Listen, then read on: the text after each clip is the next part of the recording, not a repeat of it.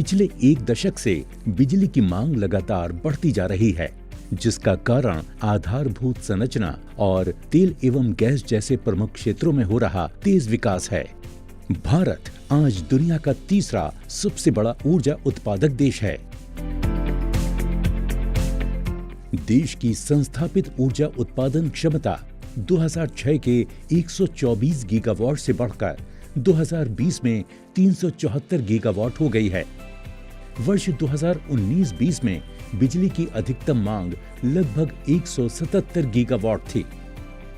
एक मजबूत और आर्थिक रूप से व्यवहार्य ऊर्जा क्षेत्र एक कुशल और जीवंत वितरण क्षेत्र पर निर्भर है, जिसमें बिजली वितरण कंपनियां भी शामिल हैं।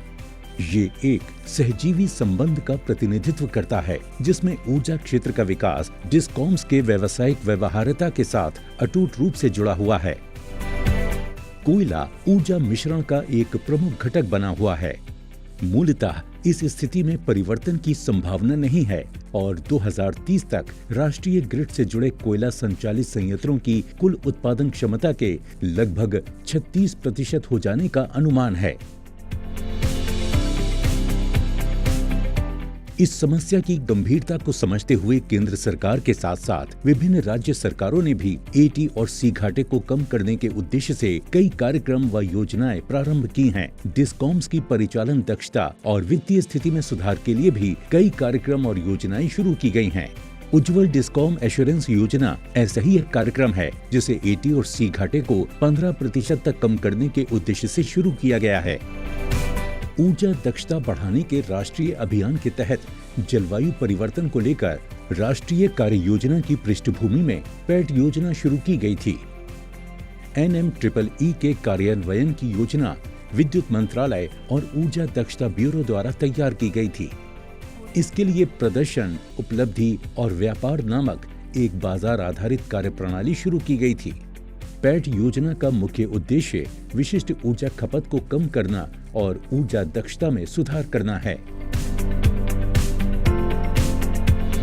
प्रधानमंत्री परिषद के निर्देश पर पैट योजना का विस्तार 3 नए क्षेत्रों भारतीय रेल, पेट्रोलियम रिफाइनरियों और बिजली वितरण कंपनियों या डिस्कॉम्स तक किया गया था। इसी कारण 86,000 मीट्रिक टन तेल के समतुल्य एटी और टी घाटे वाले डिस्कॉम्स और उपरोक्त को लक्षित उपभोक्ताओं के रूप में अधिसूचित किया गया था। 44 डिस्कॉम्स इसी अधिनियम के दायरे में लाए गए थे। 44 डिस्कॉम्स के लिए कुल पारेषण यानी हस्तांतरण और वितरण घाटे में 54 बिलियन यूनिट की कमी का लक्ष्य तय किया गया था। डिस्कॉम ने अंततः 32 बिलियन यूनिट की ऊर्जा बचत कर सराहनीय प्रदर्शन किया। परिणाम स्वरूप लगभग 25.76 मिलियन टन कार्बन डाइऑक्साइड उत्सर्जन में कमी आई। इसका अर्थ हुआ कि ऊर्जा खपत में 11,000 करोड़ रुपए की बचत हुई। For decades, the DISCOM sector has grappled discom क्षेत्र एटी और सी घाटे के बोझ से जूझता आ रहा है। पैट योजना द्वारा निर्धारित ऊर्जा बचत लक्ष्यों के प्रयास ने उद्योग को एक नए परिप्रेक्ष्य में इस समस्या को देखने और विभिन्न नई तकनीकों के इस्तेमाल से हमारे संयंत्रों में ऊर्जा दक्षता बढ़ाने के लिए प्रेरित किया है। कुछ प्रमुख तकनीकों के इस्तेमाल से अंततः ऊर्जा खपत में उल्लेखनीय बचत हुई।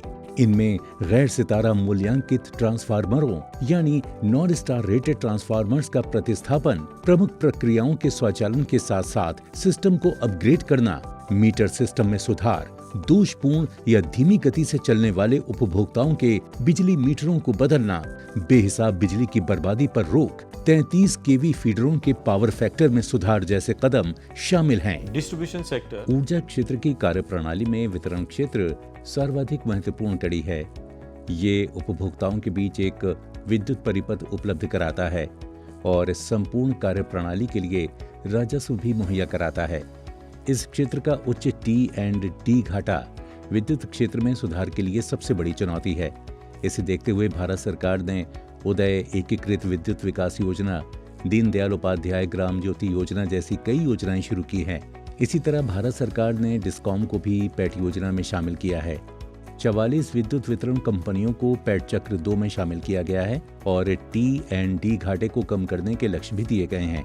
यहाँ ये साझा करते हुए मुझे खुशी हो रही है कि इन सभी 44 विद्युत वितरण कंपनियों ने 32 बिलियन यूनिट ऊर्जा की बचत की है, जिसका मूल्य 11,000 करोड़ रुपए है। पीएटी चक्र 2 के परिणामों ने वास्तव में साबित कर दिया है कि आगे चलकर डिस्कॉम्स एटी और सी घाटे को कम करने में सक्षम होंगे, साथ ही उनके परिचालन के दौरान ऊर्जा दक्षता में वृद्धि करेंगे।